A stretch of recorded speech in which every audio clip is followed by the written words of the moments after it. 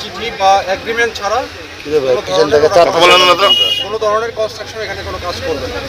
আমি আরেকটা মিটিংয়ে যাচ্ছি ভাই, এখন তো এখানে পরিস্থিতি বলতে পারবো না। আমি আরেকটা কনফারেন্স হচ্ছে আমাদের সর্বশেষ সেক্টর কমান্ডার লেভেল কনফারেন্স হবে। মানে এখানে কি সমাধান হয়নি? মানে এই যেভাবে আছে এভাবে থাকবে, কাজ বন্ধ রাখবে ওরা। আমার সাথে মিটিং করার পরে তারা করবে কি করবে না এটা জানা নেই। আপনারা জানেন আমাদের এই চৌকা বিওপির 177-এর মেন পিলার 2S এলাকায় এখানে 1200 গজ কোনো কাঁটাতারে বেড়া নাই। তো এখান ধরে গত 2 দিন ধরে বিএসএফ এখানে কাঁটাতারে বেড়া দেওয়ার জন্য মাটির খনন কাজ করছিল। তো আমরা দুইবারই বিজিবির পক্ষ থেকে তীব্র প্রতিবাদ জানাই এবং তারা কাজ বন্ধ করতে বাধ্য হয়।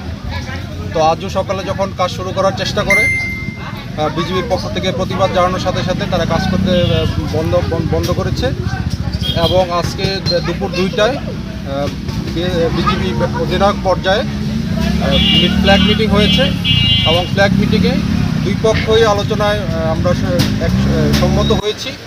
এখানে ঊর্ধ্বতন কর্তৃপক্ষের বিজিবি হেডকোয়ার্টার এবং বিএসএফ হেডকোয়ার্টারের চিঠি বা এগ্রিমেন্ট ছাড়া কোনো ধরনের কনস্ট্রাকশন এখানে কোনো কাজ করবে না। তো এরই ধারাবাহিকতায় আজকে বিকাল 4টায় রাজশাহী সেক্টর কমান্ডার মহোদয় বিএসএফের সেক্টর কমান্ডারের সাথে বিকাল 4টায় মাদিপুরে ফ্ল্যাগ মিটিং করবে, সার্কেল ফ্ল্যাগ মিটিং করবে। আর হচ্ছে এই এলাকায় যে উত্তেজনা বিরাজ করছে, তো এইভাবে আমি জনগণকে আশ্বস্ত করতে চাই বিজিবি সীমান্তে অত্যন্ত প্রহরী হিসেবে কাজ করছে। আমাদের টহল জোরদার করা আছে, আমাদের যথেষ্ট জনবল আছে। আমরা অন্যান্য সময় যেভাবে সীমান্ত নিরাপত্তা রেখেছি এই বর্তমান পরিস্থিতিতেও আমাদের সীমান্ত নিরাপদ থাকবে। এখানে কোনো আন্তর্জাতিক লাইন লঙ্ঘনের কিছু নাই।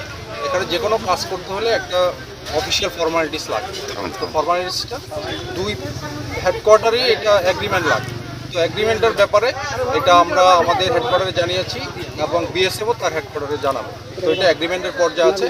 এই পর্যায়ে কোনো এগ্রিমেন্ট ছাড়া বা দুই বাহিনীর সম্মতি